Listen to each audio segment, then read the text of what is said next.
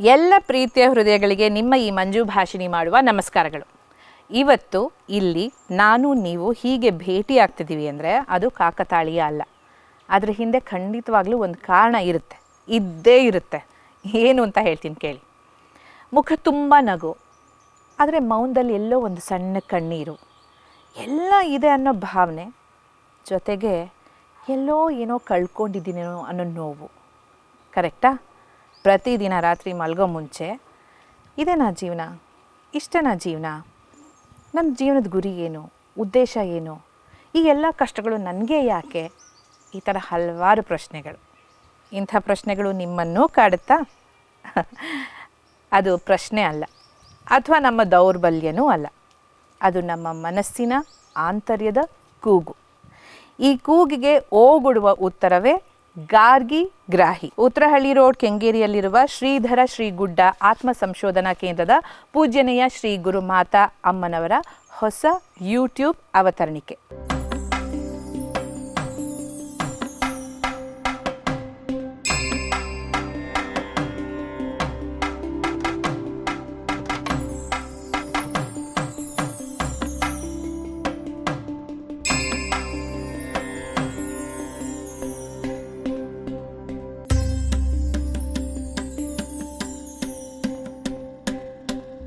ಇದು ನಮ್ಮನ್ನು ಬದಲಾಯಿಸೋದಕ್ಕೆ ಅಲ್ಲ, ನಮ್ಮನ್ನು ನಾವು ಯಾರು ಅಂತ ಪರಿಚಯ ಮಾಡಿಸೋದಕ್ಕೆ.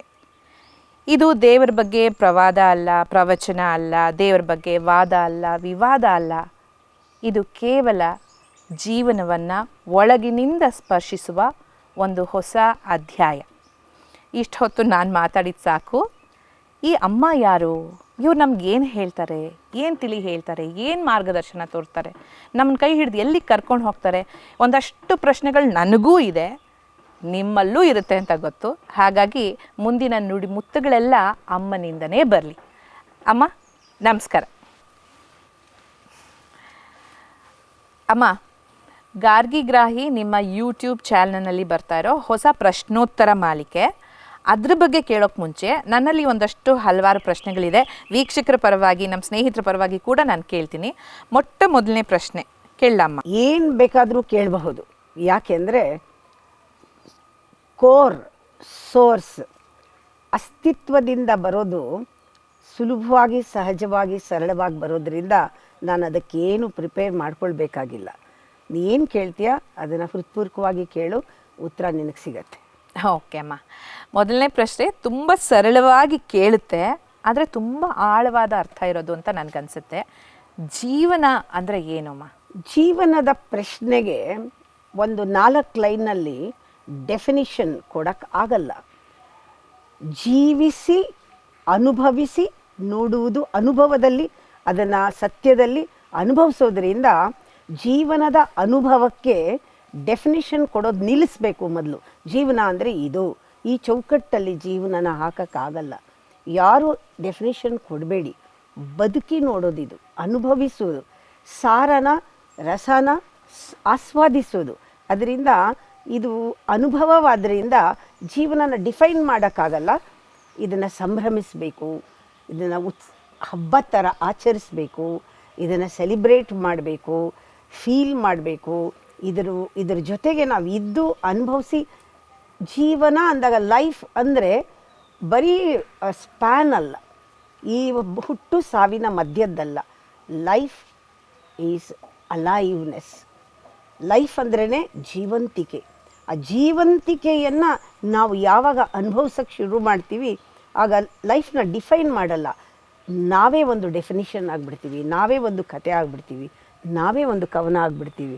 ಆ ಥರ ಜೀವನನ ಬಹಳ ಹತ್ತಿರವಾಗಿ ತಗೊಂಡು ಅದನ್ನು ಬಾಯಿನಲ್ಲಿ ಹಾಕ್ಕೊಂಡು ರುಚಿ ನೋಡ್ತಾರಲ್ಲ, ಆ ಥರ ಭಗವದ್ಗೀತೆಯ ರಸ ನನಗೆ ಇದನ್ನು ಹೇಳೋದಕ್ಕೆ ಸ್ಫೂರ್ತಿ ಕೊಟ್ಟಿರೋದು.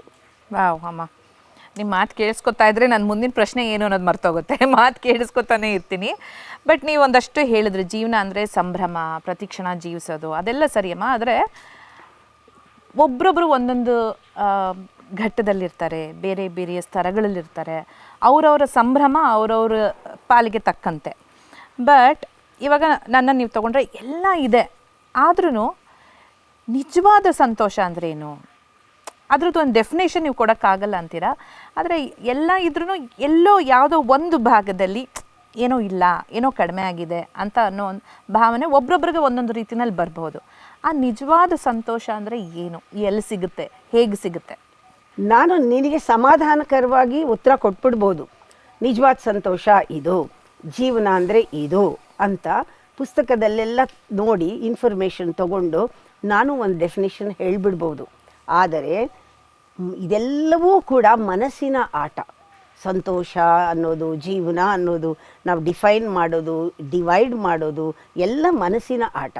ಅದರಿಂದ ನಾನು ಏನನ್ನು ಹೇಳ್ತಾ ಇದ್ದೀನಿ ಅಂದರೆ, ಮನಸ್ಸು ಅನ್ನೋದೇ ಮಾಯ ಆಗಿದ್ದರಿಂದ ಮನಸ್ಸಿನಲ್ಲಿ ನಮಗೆ ಸ್ತರಗಳು ಅಂದ್ರಿ ಬೇರೆ ಬೇರೆ ಒಬ್ಬೊಬ್ಬರು ಒಂದೊಂದು ಸ್ತರದಲ್ಲಿ ಯೋಚನೆ ಮಾಡ್ತಾರೆ, ಒಂದೊಂದು ಸ್ತರದಲ್ಲಿ ಇರ್ತಾರೆ. ಈ ಸ್ತರಗಳೆಲ್ಲ ಬರೋದು, ಡಿವಿಷನ್ ಎಲ್ಲ ಬರೋದು, ಸಪ್ರೇಷನ್ ಎಲ್ಲ ಬರೋದು, ನಾನು ಬೇರೆ ನೀನು ಬೇರೆ, ಅವ್ರು ಬುದ್ಧಿವಂತರು, ಅವರು ಕಮ್ಮಿ ಬುದ್ಧಿ ಇರೋರು, ಇದೆಲ್ಲ ಬರೋದು ಮನಸ್ಸಿನ ಆಟ. ಮನಸ್ಸಿನಿಂದ ನಾನು ನೋಡಿದಾಗ ನಾನು ನಿನಗೆ ಸಮಾಧಾನಕರವಾದ ಉತ್ತರಗಳನ್ನು ಕೊಡ್ಬೋದು. ನನಗೆ ಗಾರ್ಗಿಗ್ರಾಹಿ ಸಮಾಧಾನಕರವಾದ ಉತ್ತರ ಕೊಡೋಲ್ಲ. ಸತ್ಯವನ್ನು ಅನುಭವದಲ್ಲಿ ತರುವಂಥ ಉತ್ತರಗಳು ಇರೋದರಿಂದ ಆ ಉತ್ತರ ನಿಮಗೇ ಸಿಗೋ ಹಂಗೆ ಮಾಡ್ತೀನಿ ಹೊರತು ನಾನು ಕೂಡ ಉತ್ತರ ಕೊಡಲ್ಲ. ಅಂದರೆ ಇದು ಮನಸ್ಸಿಗೆ ಮೀರಿದ್ದು, ಮನಸ್ಸಿನ ಆಚೆ. ನಾವು ಸ್ವಲ್ಪ ನಮ್ಮ ಮನಸ್ಸನ್ನು ನಾವು ಸಾಕ್ಷಿಯಾಗಿ ನೋಡಿಕೊಂಡಾಗ ಉತ್ತರಗಳು ನಮಗೆ ಸೈಲೆಂಟಾಗಿ ಮೌನದಲ್ಲಿ ಸಿಗುತ್ತೆ. ಅದಕ್ಕೆ ಲೈಫ್ಗೆ ಡೆಫಿನಿಷನ್ನು ನಿಮ್ಮಲ್ಲಿ ಸಿಗುತ್ತೆ. ಒಂದಲ್ಲ, ಎಷ್ಟೊಂದು ಥರ ಡಿಫೈನ್ ಮಾಡ್ಬೋದು ಲೈಫ್ನ ಆಯಾ ಸಮಯಕ್ಕೆ ಸಂದರ್ಭಕ್ಕೆ ಸರಿಯಾಗಿ. ಆಮೇಲೆ ಸಂತೋಷ ಅನ್ನೋದನ್ನು ನಮ್ಮ ಒಳಗಡೆ ಡಿಫೈನ್ ಮಾಡ್ಬೋದು, ಎಕ್ಸ್ಪ್ರೆಸ್ ಮಾಡ್ಬೋದು. ಇದನ್ನೆಲ್ಲ ಕೇಳಿದಾಗ ಆ ಥರ ಒಂದು ಸ್ಥೂಲವಾದ ಸ್ಥಿತಿಯಿಂದ ಸೂಕ್ಷ್ಮವಾದ ಅನುಭವಗಳ ಸ್ಥಿತಿಗೆ ಕರ್ಕೊಂಡೋಗೋ ಗಾರ್ಗಿಗ್ರಾಹಿ ನಿಮ್ಮನ್ನು ನಿಧಾನವಾಗಿ ಅದು ಹೆಜ್ಜೆ ಮೇಲೆ ಹೆಜ್ಜೆ ಇಟ್ಟು ಕರ್ಕೊಂಡೋಗುತ್ತೆ. ನಮಗೆ ಅನಿಸುತ್ತೆ, ಅಯ್ಯೋ ನಾವು ಅಂದ್ಕೊಂಡಿದ್ದೇ ತಪ್ಪು, ನಾನು ಆ ಸ್ತರದಲ್ಲಿದ್ದೀನಿ ಈ ಸ್ತರದಲ್ಲಿದ್ದೀನಿ ಅಂತ. ಸ್ತರಗಳೆಲ್ಲ ಇರೋದು ಮನಸ್ಸಿನಲ್ಲಿ. ನಮ್ಮ ಮನಸ್ಸನ್ನು ಲೀಪ್ ಅಂತಾರೆ, ಒಂದು ಲೀಪ್ ತೊಗೊಂಡು ಒಳಗೆ ಹೋಗಬೇಕು. ಅದನ್ನೇ ಧ್ಯಾನ ಅಂತಾರೆ. ನಾನು ಧ್ಯಾನ ಕಲಿಬೇಕು, ಒಳಗೆ ಹೋಗಬೇಕು. ಆವಾಗ ನನಗೆ ಇದು ಅವಸ್ಥೆಗಳೆಲ್ಲ ಅರ್ಥ ಆಗುತ್ತೆ. ಸಂತೋಷ ಅನ್ನೋದು ಹೊರಗಡೆ ಇಲ್ಲ ಅನ್ನೋದು ಗೊತ್ತಾಗತ್ತೆ ನನಗೇನೆ ಅಂತ. ಇದನ್ನು ಪಾಠದ ಥರ ಹೇಳ್ಕೊಡೋಕ್ಕಾಗಲ್ಲ. ಇದರಲ್ಲಿ ನಿಮಗೆ ಉತ್ತರ ಸಿಗೋ ಹಾಗೆ ನಿಮ್ಮ ಪ್ರಶ್ನೆಗಳನ್ನೇ ನೀವೇ ಪ್ರಶ್ನೆ ಕೇಳಿಕೊಂಡು ಉತ್ತರ ಸಿಗೋ ಹಾಗೆ ಒಂದು ಟೆಕ್ನಿಕ್ ಅಂತಾರೆ, ಒಂದು ಆರ್ಟ್ ಅಂತ. ಈ ಆರ್ಟ್, ಈ ಸೈನ್ಸು ಗಾರ್ಗಿಗ್ರಾಹಿ. ಓಕೆ, ಲೈಫ್ ಟೂಲ್ಸ್ ಅಂತ ಹೇಳ್ಬೋದಾ ಅಮ್ಮ ಗಾರ್ಗಿಗ್ರಾಹಿ? ಹೌದು. ಜೀವನವನ್ನು ಮುನ್ನಡೆಸೋಕ್ಕೆ ಬೇಕಾಗಿರುವಂಥ ಎಲ್ಲ ಟೂಲ್ಸು ನಮಗೆ ಗಾರ್ಗಿಗ್ರಾಹಿಯಿಂದ ಸಿಗುತ್ತೆ. ಹೌದು. ಯಾಕೆಂದರೆ ಆ ಟೂಲ್ಸನ್ನು ಯಾವ ರೀತಿ ಉಪಯೋಗಿಸ್ಬೇಕು ಅನ್ನೋದು ಪ್ರತಿಯೊಂದು ಎಪಿಸೋಡಲ್ಲೂ ಬರುತ್ತೆ. ಟೂಲ್ ಇದೆ, ಸಾಧನಗಳಿದೆ, ಸಾಧನೆ ಮಾಡೋರಿದ್ದಾರೆ, ಸಾಧಕರಿದ್ದಾರೆ. ಆದರೆ ಆ ಟೂಲ್ನ ಯಾವ್ಯಾವ ಟೈಮ್ನಲ್ಲಿ ಸ್ಕ್ರೂ ಡ್ರೈವರ್ ಎಲ್ಲಿ ಬಳಸಬೇಕು, ಕತ್ರಿ ಎಲ್ಲಿ ಬಳಸಬೇಕು, ನೈಲ್ ಕಟ್ಟರ್ ಎಲ್ಲಿ ಬಳಸಬೇಕು, ಅದು ಯಾವ್ಯಾವ ಟೈಮ್ನಲ್ಲಿ ಯಾವ್ಯಾವ ಟೂಲ್ನ ಬಳಸಿ ಅಲ್ಲಿ ನಾವು ಅದನ್ನು ಆಪ್ರೇಟ್ ಮಾಡಬಹುದು. ಯಾವ ರೀತಿ ನಾವು ದರ್ಶನಗಳನ್ನ ಮಾಡ್ಬೋದು, ಒಳಗೆ ಹೋಗ್ಬೋದು, ಯಾವ್ಯಾವ ಟೈಮ್ನಲ್ಲಿ ಯಾವ್ಯಾವ ರೀತಿ ಯಾವ್ಯಾವ ಒಂದು ಸೂತ್ರಗಳು ನಿಮಗೆ ಸುಲಭವಾಗಿ ಸಿಗುತ್ತೆ ಅನ್ನೋದು ಒಂದೊಂದು ಎಪಿಸೋಡ್ ಕೇಳ್ತಾ ಓ ಇದು ನನಗಾಗತ್ತೆ, ಇದು ನಾನು ಉಪಯೋಗಿಸ್ಕೋಬೋದು, ಇದು ಆಫೀಸ್ನಲ್ಲಿ ಯೂಸ್ ಆಗುತ್ತೆ, ಇದು ಮನೇಲಿ ಯೂಸ್ ಆಗುತ್ತೆ, ಇದರ ಸಂಬಂಧಗಳಲ್ಲಿ ಯೂಸ್ ಆಗುತ್ತೆ ಅಂತ ನೀವೇ ಆರಿಸ್ಕೊಳ್ಬೇಕು. ಅದಕ್ಕೆ ರೆಡಿ ಮಾಡ್ತೀನಿ ಮೊದಲು. ಮಾನಸಿಕವಾಗಿ ರೆಡಿ ಅಂದರೆ ಮನಸ್ಸನ್ನು ನಾನು ರೆಡಿ ಮಾಡೋದು. ಆಮೇಲೆ ಆ ಮನಸ್ಸನ್ನು ಟೂಲ್ ಆಗಿ ಬಳಸಿ ಯಾವ ರೀತಿ ಮಾಡೋದು ಅಂತ. ಮನಸ್ಸೇ ಸರ್ವಸ್ವ ಅಲ್ಲ, ಮನಸ್ಸನ್ನು ಆಳುವಂತಹ ಒಂದು ಪ್ರಜ್ಞೆ ಆ ಗಾರ್ಗಿಗ್ರಾಹಿನಲ್ಲಿ ಬರುತ್ತೆ. ಮನಸ್ಸನ್ನು ನೋಡುವಂತಹ ದೃಷ್ಟಿ ಗಾರ್ಗಿಗ್ರಾಹಿಲಿ ಬರುತ್ತೆ. ಮನಸ್ಸನ್ನು ಸಾಧನವಾಗಿ ಬಳಸ್ಕೊಂಡು ಎಲ್ಲ ವಿಷಯಗಳನ್ನು ಮನಸ್ಸಿಗೆ ಕೊಟ್ಟು ಮನಸ್ಸಿನ ಮೂಲಕನೇ ಕೆಲಸ ಮಾಡೋದು. ಮನಸ್ಸಿನ ಮಾತು ನಾವು ಕೇಳದೆ, ಇದು ಒಂದು ನ್ಯಾಕ್. ಅದನ್ನು ಗಾರ್ಗಿಗ್ರಾಹಿನಲ್ಲಿ ನೀವು ಖಂಡಿತ ಸಿಗುತ್ತೆ. ಅದ್ಭುತ ಅಮ್ಮ. ಅಂದರೆ ನೀವು ಹೇಳೋ ಪ್ರಕಾರ ಗಾರ್ಗಿಗ್ರಾಹಿನಲ್ಲಿ ಜೀವನದ ಅಷ್ಟೋ ವಿಭಾಗಗಳೇನಿದೆ, ಅದು ಹಣ ಆಗಿರ್ಬೋದು, ಆರೋಗ್ಯ ಆಗಿರ್ಬೋದು, ಸಂಬಂಧಗಳಾಗಿರ್ಬೋದು, ಅದನ್ನು ದಾಟಿ ಇನ್ನೂ ಆಳಕ್ಕೆ ಹೋಗ್ತಾ ಹೋಗ್ತಾ ಆಧ್ಯಾತ್ಮ ಆಗಿರ್ಬೋದು, ಅದೆಲ್ಲದಕ್ಕೂ ಉತ್ತರ ಸಿಗುತ್ತೆ ಅಂತ ಹೇಳ್ತೀರಾ? ಗಾರ್ಗಿಗ್ರಾಹಿ ಅಂದ್ರೂ ಒಂದೇ, ಅಧ್ಯಾತ್ಮ ಅಂದ್ರೂ ಒಂದೇ. ಅಧ್ಯಾತ್ಮ ಬೇರೆ ಅಲ್ಲ, ಗಾರ್ಗಿಗ್ರಾಹಿ ಬೇರೆ ಅಲ್ಲ. ಅಧ್ಯಾತ್ಮ ನಮ್ಮ ಜೀವನದಿಂದ ಬೇರೆ ಅಲ್ಲ, ಜೀವನ ಅಧ್ಯಾತ್ಮದಿಂದ ಬೇರೆ ಅಲ್ಲ. ಯಾವತ್ತೂ ಅಧ್ಯಾತ್ಮವನ್ನು ಜೀವನದಿಂದ ಬೇರೆ ಮಾಡೋದೇ ಇಲ್ಲ. ಆ್ಯಕ್ಚುಲಿ ನಾವು ನಮ್ಮ ಸ್ವರೂಪದಲ್ಲಿ ಸಹಜವಾಗಿ ಸರಳವಾಗಿ ಇರೋದೇ ಅಧ್ಯಾತ್ಮವಾದ್ರಿಂದ ನಾವು ಜೀವನದಲ್ಲಿ ಹಣ ಇರಬಹುದು, ಸಂಬಂಧಗಳಿರ್ಬೋದು, ಎಲ್ಲವನ್ನೂ ಕೂಡ ನಾವು ಆನಂದವಾಗಿ ಅದನ್ನು ಎಲ್ಲಿ ಬೇಕೋ ಅಲ್ಲಿ ಬಳಸ್ಕೊಂಡು ಯೂಸಿಂಗ್ ಆಫ್ ದಿ ಮೈಂಡ್ ಅಂತ. You can misuse the mind, use the mind ಅಂತ. ಸರಿಯಾದ ರೀತಿಯಲ್ಲಿ ಮನಸ್ಸನ್ನು ಬಳಸ್ಕೊಳ್ಳೋಕ್ಕೆ ಅನುಕೂಲ ಆಗುತ್ತೆ. ಯಾಕೆಂದರೆ ಇವಾಗ ನಾ ಹೇಳ್ತಾ ಇರೋದು ಅಧ್ಯಾತ್ಮ ಬೇರೆ ಮಾಡಲ್ಲ, ಜೀವನ ಬೇರೆ ಮಾಡಲ್ಲ. ಅಧ್ಯಾತ್ಮ ಅಂದ್ರೇ ಜೀವನ, ಜೀವನ ಅಂದ್ರೇ ಅಧ್ಯಾತ್ಮ. ತುಂಬ ಜನ ಎರಡು ಬೇರೆ ಬೇರೆ ಮಾಡಿಬಿಡ್ತಾರೆ. ಬೇರೆ ಬೇರೆ ಮಾಡೋದಿಲ್ಲ, ಜೀವನದ ಒಂದು ಭಾಗ ಅಂತ ಅಂತಾರೆ, ಅದೂ ಅಲ್ಲ. ಜೀವನವೇ ಅಧ್ಯಾತ್ಮ, ಸ್ಪಿರಿಚುಯಾಲಿಟಿ ಈಸ್ ಲೈಫ್ ಅಂತ. ಆವಾಗ ಹೀಗಿದ್ದಾಗ ನಮಗೆ ಆ ಸೇಕ್ರೆಡ್ನೆಸ್ ಲೈಫ್ದು ವ್ಯಾಲ್ಯೂ, ಮೌಲ್ಯ ಏನು ಅಂತ ಗೊತ್ತಾಗೋದು, ಅಥವಾ ಜೀವನನ ಯಾವ ರೀತಿ ಜೀವಿಸಬೇಕು, ಯಾವ ರೀತಿ ಪರಿಪೂರ್ಣವಾಗಿ ಆ ಜೀವನನ ನೋಡಬೇಕು, ಯಾವ ರೀತಿ ಅದನ್ನು ಗ್ರಹಿಸಬೇಕು, ಎಲ್ಲವೂ ಕೂಡ ಗೊತ್ತಾಗುತ್ತೆ. ಸರಿ ಅಮ್ಮ. ಆವಾಗ ಆಟೋಮೆಟಿಕ್ ಆಗಿ ಹಣನ ನಾನು ಯಾವ ರೀತಿ ಬಳಸ್ತೀನಿ, ಜನಗಳನ್ನ ಯಾವ ರೀತಿ ನನ್ನ ಸುತ್ತ ಸಂಬಂಧಗಳನ್ನು ಬೆಳೆಸ್ತೀನಿ, ಎಲ್ಲವೂ ಕೂಡ ನನ್ನ ವಿವೇಕಕ್ಕೆ ಬಂದ್ಬಿಡುತ್ತದು. ಅದರಿಂದ ಅದಕ್ಕಾಗಿ ಬೇರೆ ಇಲ್ಲ, ವಿವೇಕ ಜಾಗೃತಿ ಆಗಿಬಿಡುತ್ತೆ, ನಮ್ಮಲ್ಲಿ ಪ್ರಜ್ಞೆ ಜಾಗೃತಿ ಆಗಿಬಿಡುತ್ತೆ, ಒಳಗಡೆ ನಮ್ಮ ಬುದ್ಧಿ ಚುರುಕಾಗುತ್ತೆ, ಪ್ರಚೋದನೆ ಆಗುತ್ತೆ ಬುದ್ಧಿ. ಆಗ ನಿಮ್ಮಲ್ಲಿ ಒಂದು ಶಿಫ್ಟ್ ಆಗೋದ್ರಿಂದ ನೀವು ನೋಡುವ ಹಣನ ನೋಡುವ ದೃಷ್ಟಿಕೋನನೇ ಬೇರೆ ಆಗಿಬಿಡುತ್ತೆ. ಒಳಗಡೆಯಿಂದನೇ ಬದಲಾವಣೆ ಆಗಿಬಿಡುತ್ತೆ ಅದು. ಅದರಿಂದ ಹೊರಗಡೆಯಿಂದ ಉತ್ತರ ಕೊಡಲ್ಲ, ನಿಮ್ಮ ಒಳಗಡೆನೇ ಉತ್ತರ ಸಿಗುತ್ತೆ. ಮುಂಚೆ ನೀವು ಯಾವ ರೀತಿ ನೋಡ್ತಿದ್ರಿ, ಇವಾಗ ಯಾವ ರೀತಿ ನೋಡ್ತಿದ್ದೀರಾ. ಒಂದು ವಸ್ತು ಇರ್ಬೋದು, ಒಂದು ವಿಷಯ ಇರ್ಬೋದು, ಒಂದು ವಿಚಾರ ಇರ್ಬೋದು, ಒಂದು ವ್ಯಕ್ತಿ ಇರ್ಬೋದು, ಪ್ರತಿಯೊಂದನ್ನು ನೋಡೋ ರೀತಿ ಒಳಗಡೆಯಿಂದ ಇನ್ಸೈಟ್ ಅಂತಾರೆ. ಗಾರ್ಗಿ ಗ್ರಾಹಿ gives you the insight to see things, to see through things. ಆ ಥರ ಒಂದು ವಿಶಾಲವಾದ ಒಂದು ದೃಷ್ಟಿಕೋನ ಬರುತ್ತೆ. ಮೋಸ್ಟ್ ಆಫ್ ದ ಪೀಪಲ್ ಅಂದರೆ ಮಾಸ್ ಜನಗಳಿಗೆ ಆಧ್ಯಾತ್ಮ ಅಂದ ತಕ್ಷಣ ಅದು ಯಾವುದೋ ಪಲಾಯನವಾದ, ಅಂದರೆ ಈ ಸಂಸಾರ ಸಾಗರದಲ್ಲಿರೋರಿಗೆ ಕೌಟುಂಬ ಅಥವಾ ಕೌಟುಂಬಿಕ ಅಥವಾ ಈ ಜನದಲ್ಲಿ ಈ ಪ್ರಪಂಚದಲ್ಲಿ ನಾನೇನೋ ಯಶಸ್ಸನ್ನು ಸಾಧಿಸಬೇಕು, ನಾನೇನೋ ಅಚೀವ್ ಮಾಡಬೇಕು ಅಂತ ಇಟ್ಕೊಳ್ಳೋರಿಗೆಲ್ಲ ಆಧ್ಯಾತ್ಮ ಅಲ್ಲ ಅಂತ 90% ಜನಗಳು. ಅಂದರೆ ಅದು ಬೇರೆಯೇ ರೀತಿಯ ವ್ಯಕ್ತಿತ್ವಕ್ಕೆ ಸಂಬಂಧ ಪಡೋದು ಅಂತ. ಇವಾಗ ನೀವು ಹೇಳಿದ್ರಿ ಜೀವನನೇ ಆಧ್ಯಾತ್ಮ ಅಂತ. ಈ ಒಂದು ಸರ್ಫೇಸ್ ಲೆವೆಲಲ್ಲಿ ಯೋಚನೆ ಮಾಡ್ತಾರಲ್ಲಮ್ಮ, ಆಧ್ಯಾತ್ಮ ನಮಗಲ್ಲ, ಅದು ಬೇರೆ ಥರದ ವ್ಯಕ್ತಿ, ಎಲ್ಲ ಬಿಟ್ಟವ್ರಿಗೆ, ಅಂದರೆ ಬಿಟ್ಟು ಹೋಗಿರೋರಿಗೆ ಸಂಸಾರ ಬಂಧನಗಳನ್ನೆಲ್ಲ, ಆ ಥರದ ವ್ಯಕ್ತಿಗಳಿಗೆ ನೀವೇನು ಹೇಳ್ತೀರಾ? ನಾನು ಹೇಳೋದು ಇಷ್ಟೇ, ಇದನ್ನು ಕಲಿಸೋಕ್ಕಾಗಲ್ಲ, ಇದು ಹೊರಗಡೆಯಿಂದ ಕೊಡೋ ಎಜುಕೇಷನ್ ಅಲ್ಲ. ಸನಾತನ ಅಂತ ಇವಾಗ ಬಹಳ ಯೂಸ್ ಮಾಡ್ತಾ ಇದ್ದೀವಿ ವರ್ಡ್ನ, ಸಮಾಜದಲ್ಲಿ ಎಲ್ಲ ಮೀಡಿಯಾನಲ್ಲೂ ಸನಾತನ. ಆ ಸನಾತನವಾದದ್ದಿದು. ಅಂದರೆ ಋಷಿಗಳು ಬದುಕಿದ್ದು, ಋಷಿಗಳು ಇದರಲ್ಲಿ ಜೀವಿಸಿ, ಅವರು ಅದೇ ಟೈಮ್ ಟೆಸ್ಟೆಡ್, ಇದು ಜೀವಿಸಿದ್ರವರು, ಸತ್ಯಯುಗದಲ್ಲಿ ಈ ರೀತಿ ಬದುಕಿದ್ರವರು. ಅಂದರೆ ಅಧ್ಯಾತ್ಮವೇ ಸರ್ವಸ್ವ, ಬಿಡುಗಡೆನಲ್ಲಿ ಬದುಕಿದ್ರು, ಮುಕ್ತಿಗಾಗಿ ಅಲ್ಲ, ಮುಕ್ತಿಯಿಂದ ಬದುಕಿದ್ರು, ಸರಳವಾದ ಜೀವನ ನಡೆಸ್ತಿದ್ರು. ಮನಸ್ಸು ಅವ್ರದ್ದು ಬಹಳ ಮುಗುತ್ವ ಇತ್ತು, ಇನ್ನೊಸೆಂಟ್ ಆಗಿತ್ತು, ಎಲ್ಲವನ್ನೂ ಕೂಡ ಗ್ರಹಿಸ್ತಾ ಇದ್ರು, ಸುಲಭವಾಗಿ ನೋಡ್ತಾ ಇದ್ರು, ಸಿಂಪಲ್ ಲೈಫ್ ಇತ್ತು.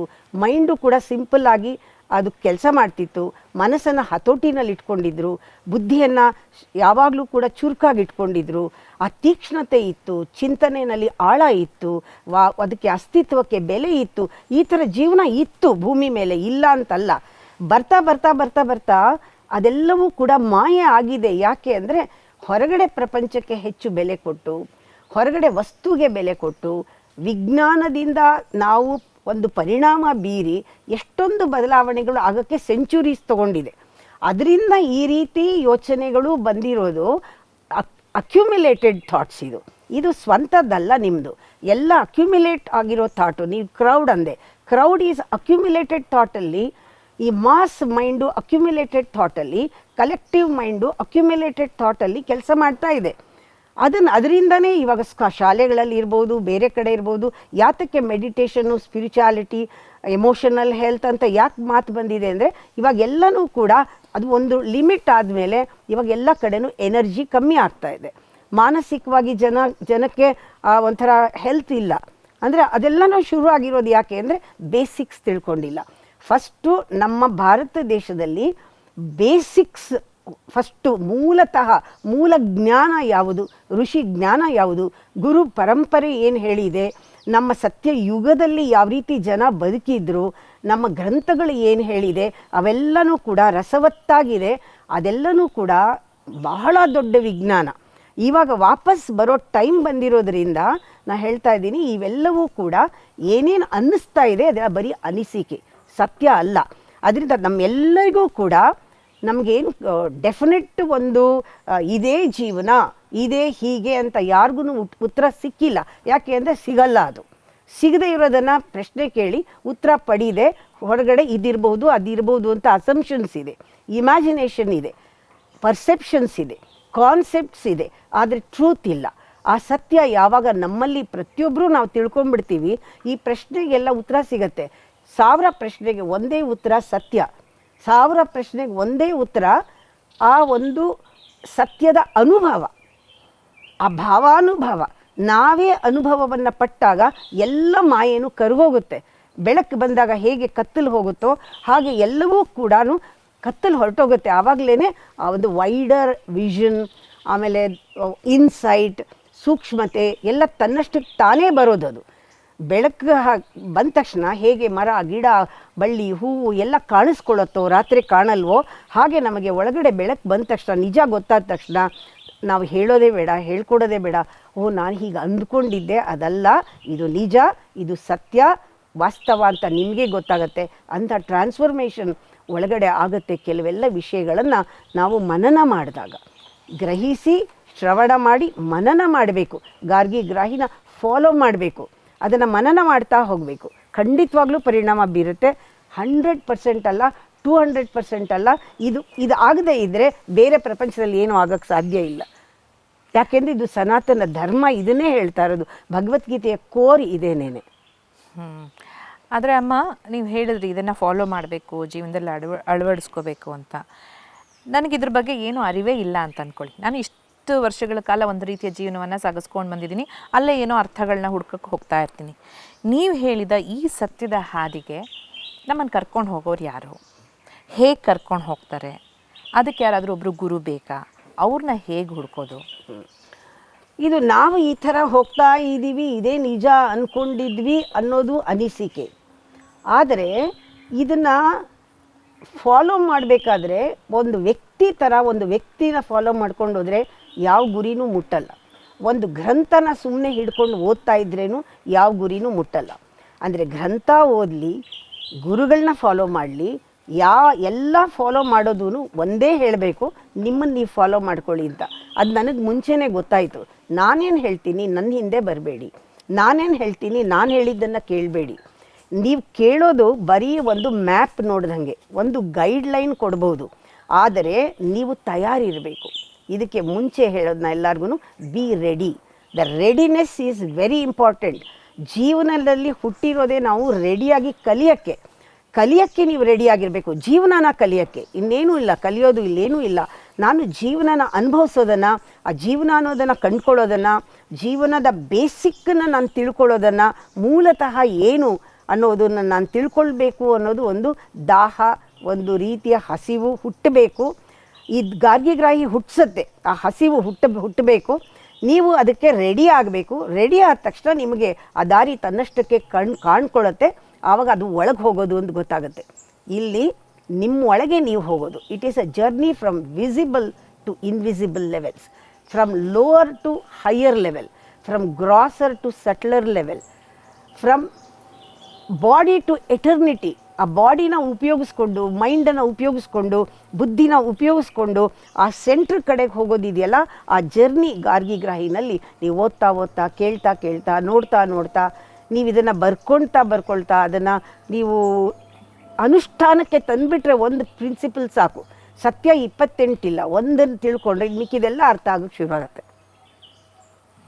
ಅದಕ್ಕೆ ಹೇಳೋದು, ಮಲ್ಟಿ ಡೈಮೆನ್ಷನಲ್ ಇದ್ದರೂ ಕೂಡ ಒಂದು ಹಿಡಿದ್ರೆ, ನನಗೂ ಅಷ್ಟೇ, ಒಂದು ಶ್ಲೋಕ ಭಗವದ್ಗೀತೆದು ಅದನ್ನು ಆಳವಾಗಿ ಹೋಗಿದ್ದಕ್ಕೆ ಮಿಕ್ಕಿದ ಶ್ಲೋಕ ಎಲ್ಲ ಕನೆಕ್ಟ್ ಆಗೋಯ್ತು. ಸೌಂದರ್ಯ ಲಹರಿನಲ್ಲಿ ಒಂದು ಶ್ಲೋಕ 1008 ಸತಿ ಅದರ ಮೂಲಕ ಎಲ್ಲ ಅರ್ಥ ಆಯಿತು. ಹಾಗೆ ಒಂದೇ ಒಂದು ಸಾಕು, ಒಂದೇ ಸತ್ಯಕ್ಕೆ ಅಷ್ಟೇ ಒಂದು ಸ್ಟೆಪ್. ಅದು ಇಟ್ಟ ತಕ್ಷಣ ನೀವು ಎಲ್ಲಿರಬೇಕೋ ಅಲ್ಲಿ ಇರ್ತೀವಿ. ದೂರ ಇಲ್ಲ ದಾರಿ, ಭಾಳ ಹತ್ತಿರ ಇದೆ, ಹತ್ರನೂ ಇಲ್ಲ, ಇಲ್ಲೇ ಇದೆ, ಇಲ್ಲೇನೂ ಇಲ್ಲ, ಈಗಲೇನೂ ಇದೆ, ಈಗಿದೆ. ಮನ್ಸು ಮಾಡಬೇಕು, ರೆಡಿ ಆಗಬೇಕಷ್ಟೆ.